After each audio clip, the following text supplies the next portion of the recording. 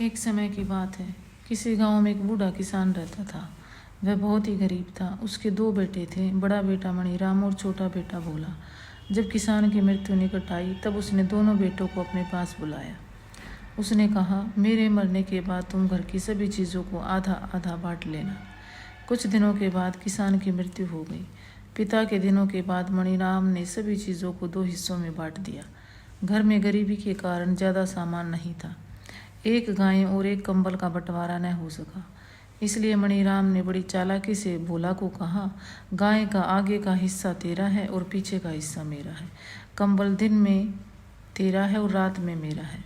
भोला अपने बड़े भाई के सामने कुछ नहीं बोला। वह दिन भर गाय को खेतों में चराता, क्योंकि आगे का हिस्सा उसे मिला था। गाय का दूध मणिराम निकाल लेता, क्योंकि पीछे का हिस्सा उसे मिला था। दिन में भोला को कंबल की ज़रूरत नहीं होती।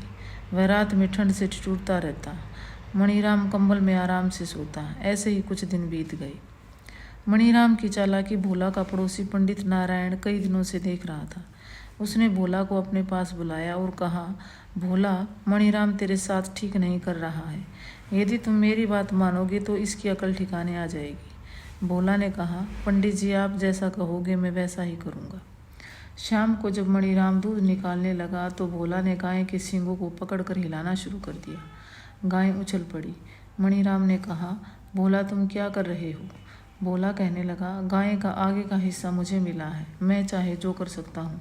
मणिराम समझ गया। वह कहने लगा, ठीक है मेरे भाई, आधा दूध तेरा है, अब मुझे दूध निकालने दे।